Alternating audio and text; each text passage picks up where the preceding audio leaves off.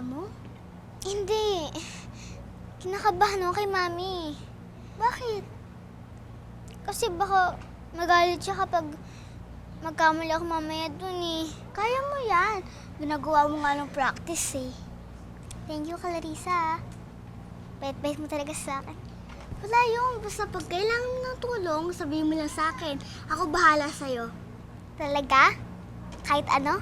Oo. Kapagawa ko sa'yo. Let me reach for the stars. Let me reach for my dreams. Let me reach for my destiny. For I am the child of the future, and the future lies in me. For I am the child of the future, and the future lies in me.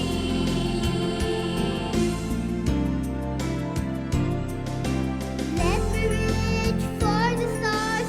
Let me reach for my dreams. Let me reach for my destiny. For I am the child of the future, and the future lies in me. Oy, sandali. Sandali lang ho. Edgar? Edgar, di ba nag-usap na tayo na ang gagawin mong bida yung anak ko? Siya, si Oo. Danica. Oo nga eh. Oo nga. Eh bakit tong gumamela na to ang nagsusolo? Bakit yan? Hindi ko rin alam. Ano hindi mo alam? Teka, grabe. Pati ba naman dito sa workshop, dito sa school, may politika? Grabe. Ibig bang sabihin, mas malaki binayad ditong mga manaloto na to para kumanta ng solo yung anak nila? Umamin ka! Hindi naman sa Grabe, ganon. grabe. Teka, sandali. Ano sinasabi mo? Ano sinasabi mo? Linawin mo nga. Ibig mo sabihin, hindi pwede mag-solo ang anak ko kung hindi kami magbabayad. Bawiin mo yung sinabi mo. Bawiin mo Ay, yung sinabi sandali mo. lang. Bakit ko babawiin? Bakit ko babawiin? Bakit ka nag-react? Guilty ka! Guilty ka! Guilty ka! Hindi mo lang malagla na mas magaling ang anak ko sa anak ko. Ay! Sino ang nagsabi sa'yo? Mas magaling ang anak ko sa anak mo!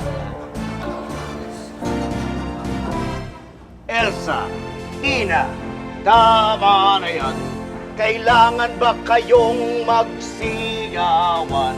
Nakakahiya na sa mga tao ang babaw-babaw ng pag-aawayan nyo. Tina, please lang paawat na kayo.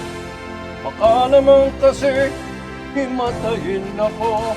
Kanina pa tayo dito mula alas 12. Itong si Elsa naman kasi. Bakit asawa ko ang sinisisi mo? Itong misis mong nagsimula ng gulo. Alam nga namang titina ang sisihin ko. Eh di nagulpi naman ako. Pinagtitinginan na tayo. Mabuti patigilan natin to. Tigilan na